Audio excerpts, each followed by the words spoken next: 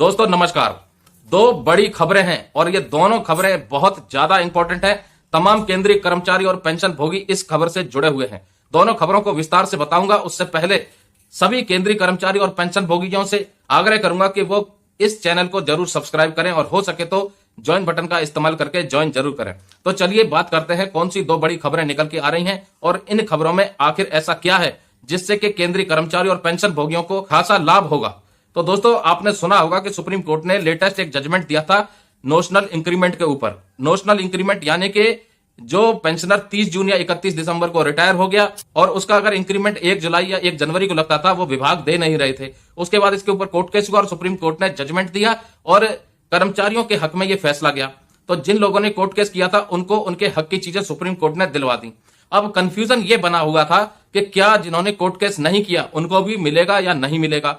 Department of personal training finance ministry से consult करके इस प्रोसेस की तैयारी कर रही थी कि देना है कि नहीं देना है। ये कंफ्यूजन पूरी तरह से क्लियर हो गई है। दिल्ली हाईकोर्ट ने लेटेस्ट एक जजमेंट दिया है जिसमें कि उन्होंने पिटिशनर के पक्ष में फैसला सुनाते हुए नॉन पिटिशनर के लिए भी ये एक लाइन कही है कि जिन लोगों ने कोर्ट केस किया है उनको तो मिलेगा ही मिलेगा, लेकिन जिन्होंने कोर्ट केस नहीं किया है और वो सिमिलर इस सिचुएशन में बैठे हुए हैं, जिनको 30 जून और 31 दिसंबर को रिटायर कर दिया गया है और उनका अगर एनुअल इंक्रीमेंट 1 जनवरी और 1 जुलाई को लगता था, तो अब उनको भी ऑटोमेटिकली मिलेगा।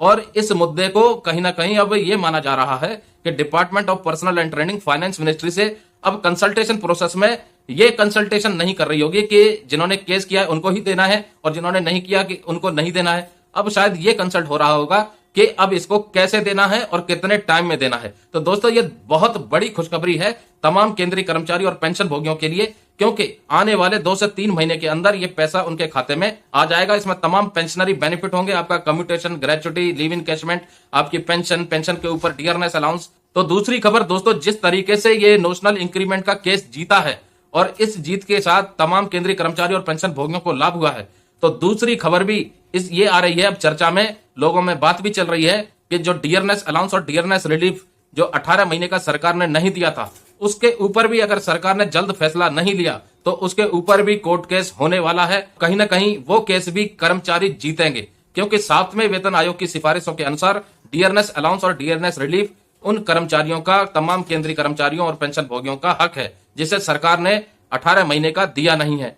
और माना यह जा रहा है 2024 से पहले सरकार इसके ऊपर बड़ा ऐलान कर सकती है, लेकिन अगर नहीं किया तो सुप्रीम कोर्ट का दरवाजा भी कहीं ना कहीं जरूर खटखटाना पड़ेगा और अंततः इस केस के ऊपर जीत जरूर होगी। क्योंकि जो तथ्य हैं, जो इसकी वास्तविकता है, 18 महीने का डियरनेस अलाउंस और डियरनेस रिलीफ केंद्रीय कर्मचारी और पेंशन भोगियों का हक है जो उनको मिलना चाहिए। और कहीं ना कहीं सुप्रीम कोर्ट या हाई कोर्ट जहां भी ये केस किया जाएगा वहां से कर्मचारियों को जीत ही मिलेगी।